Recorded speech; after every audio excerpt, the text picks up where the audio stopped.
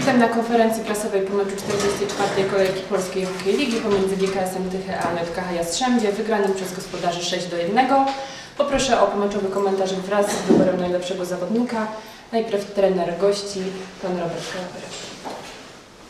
V prvom rade gratulácia Tychám, zaslúžene vyhrali. My sme dneska hrali zápas, ktorý sa odzrkadlil to, čo sa udialo behom toho týždňa u nás v klube od piatku, v podstate od zápasov so Osviečimom sme riešili nejaké veci, ktoré zasiahli hráčov, bolo tam znižovanie platov, všetci vieme, aká je situácia v našom meste. Horníci protestovali, štrajkovali, bola demonštrácia, takže takisto jak horníci dostali zníženie platov, takisto dostal každý náš hráč v mužstve 25%. Takže to sú potom veci, ktoré veľmi ťažko vplývajú na psychiku tých hráčov a počas celého týždňa sme boli zaťažení. Ja som bol veľmi rád, že sme dokázali vyhrať, napriek tomu v Krakove dokázali sme poraziť doma Targa. Dneska to celé vyvrcholilo. Včera sa nám pokazila rouba, nemali sme tréning, respektíve až večer.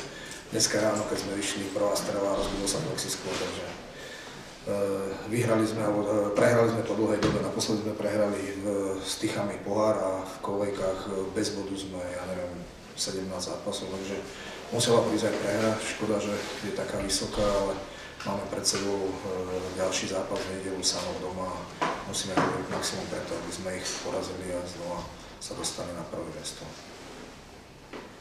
Najlepszy zawodnik? Leszek Błaszkiewicz. Dziękuję. Trener gospodarzy, pan Jiří Šejba. Tak ja myslím, že to dzisiaj bylo bardzo dobre spotkanie i dla kibicov, že to měl, ten potom měl pierwší terci. Tam nawet jsme my střelali ty branky v té druhé terci. Tam si myslím, že jsme zahráli bardzo dobře. Že jsme presovali soupeře, z tego byly ty blendy a my jsme tam střelili ty branky, ale je potřeba zase třímat se té taktiky 60 minut, ne toľko 40, takže to je dla nás pro ten następný match, což na čem my musíme zapracovat.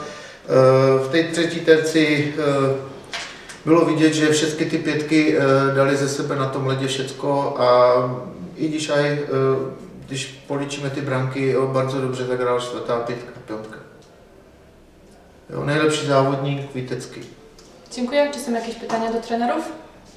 A może pan wytłumaczyć, dlaczego tak to góra-dół?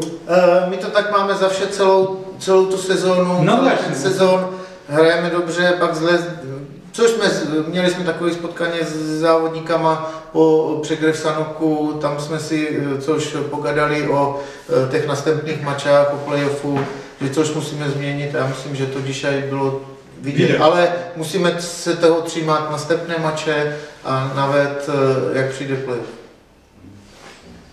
Ja mam pytanie do trenera gości. W ostatnich meczach bardzo dobrze bronił Zabolotny, dzisiaj wyszedł drobny. Skąd taka decyzja? U nás je to celú sezónu. My máme jedného skúseného brankára a jedného mladého.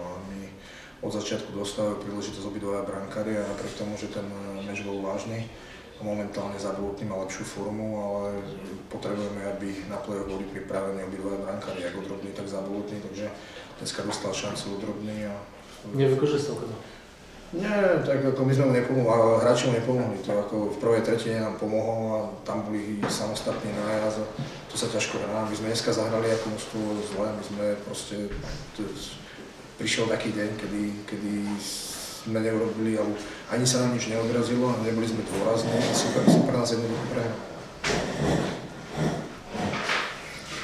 Rozumiem, że nie ma więcej pytań. W takim razie dziękuję za udział w konferencji. Zapraszam na kolejne spotkanie.